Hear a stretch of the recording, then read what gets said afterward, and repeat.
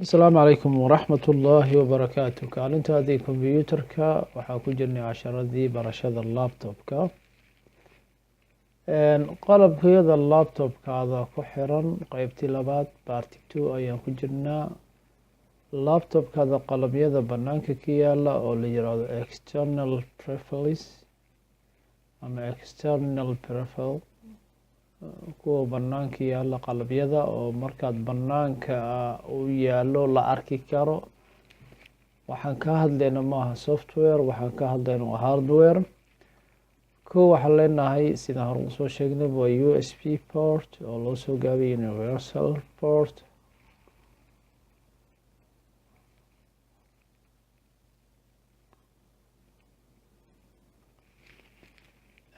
HDMI port oo HDMI oo holandeeska u yaqaanaan. VGA port oo ah meesha external monitorka ku xirmo. Ethernet port oo ah meesha internetka uu ka galo computerkaaga. Ethernet portiga macno kale waa la dhahaa RJ45. waxay isku dhow yihiin telephone line-kaaga oo godka weyn oo internetka ku gasho waa markaad fiilo isticmaalayso oo wifi ay isticmaaleen. waxyaalaha kale oo ku yaala waxaa ka mid ah firmware oo loogu talagalay inaad kombiyuutaradaada ku xirata. audio port oo asagana ah mid loogu talagalay codka iyo laga dhageysta. audio port waa ka kuu saamaxa inaad headphone computerka gashata ama aad gashato waxa lagu magacaabo microphone. inkastoo laptopyada qaar ay leeyihiin microphone external. ethernet port sawirkiisu waa kaas oo kuu muuqda godkaas. firmware portna waa kaas kuu muuqda. audio portna waa kaas. USB port sawirku kaaga muuqda isaga sawirada aad arki doonta. VGA port waa kaas. power port waa meesha ay godka galaya ama power in lagu magacaabo. modem wax la dhahaa jira oo portiga ah. modemka wuxuu la mid yahay ethernet portiga godka aad internetka fiilada ku gasho. wifi kama hadlaynaanay, waxaan ka hadlaynaa markii laptopkaada aad fiilo ku xirto.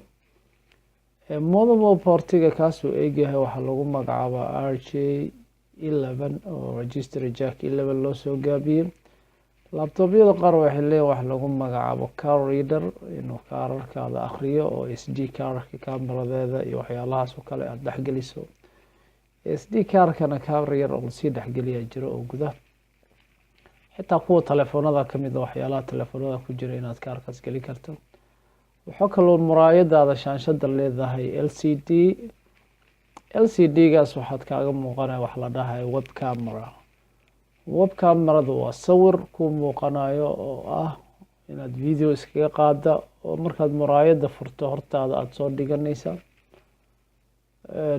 kuna saamaxaysa inaad video aad iskaga qaadi karto. laptopyada qaar waxay leeyihiin inaad picture sawir iskaga qaadi karto sida telefoonkaaga camal.